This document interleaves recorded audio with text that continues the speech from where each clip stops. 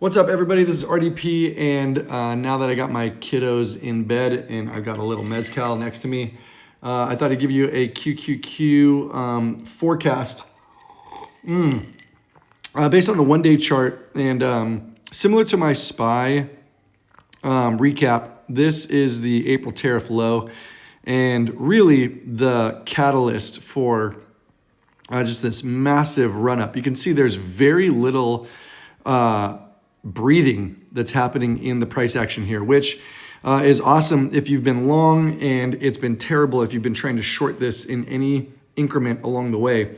I just want you to see my fibs, the way that I pulled them. You can see this is making lower low, lower high, lower low, lower high, not a lower low. This is a lower low down here. So what we would be taking is the most recent, the last lower high, which is right here. That's my swing high. The lowest low is my swing low. Pull from here to there, and this gives you the extensions. You can see as we're making our way on the daily, we get a gap up here, and then there's momentum slowing. We give back about half the candle on this 1618 approach.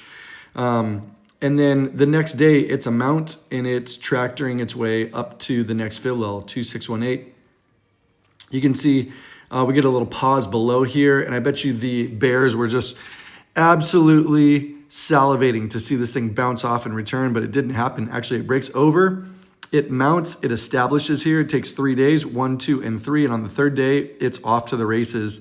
Where it makes its way up, we pump the brakes at the 3618 here, and we actually make our way about 2/3 of the way up to the 4236. There's a breather to the penny. Essentially, it runs back to the 3618, and then it makes its way over 2 days up to the 4236. We're currently in no man's land. We're breathing off of it. It's between the 3618 and the 4236. And I just want to make a little bit of a note here. The RSI on the daily has been printing higher highs all along this trek. We kind of extended up here, and then it's been basing, but this has been essentially a rise in price, even though it hasn't given up any of its strength.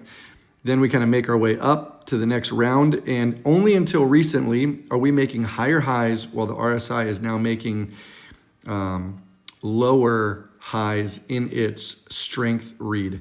And then Friday on OPEX, we got this, this dash and this slash. So it could be that we ride this 70 marker and we just kind of keep printing way up here. This could print another shoulder in respect to RSI, and then that would make basically like a head and shoulders, and then we'd get like a breather down. What I will say is, for a forecast, I imagine if we don't get good news off of tomorrow's candle and we see Trump kind of taco his way into the remainder of the week, I could probably see us making a double test back in the 700 flat range right here, or just below it, like an overshoot to 697 or 698. That would give us kind of a general double bottom right here, and then the price could bounce and make its way back to test the 4236. It wouldn't be unheard of for that to happen. That's kind of my SPY plan. If we can get to a round number, I imagine that would be a bounce on a 0 DTE that would be worth taking.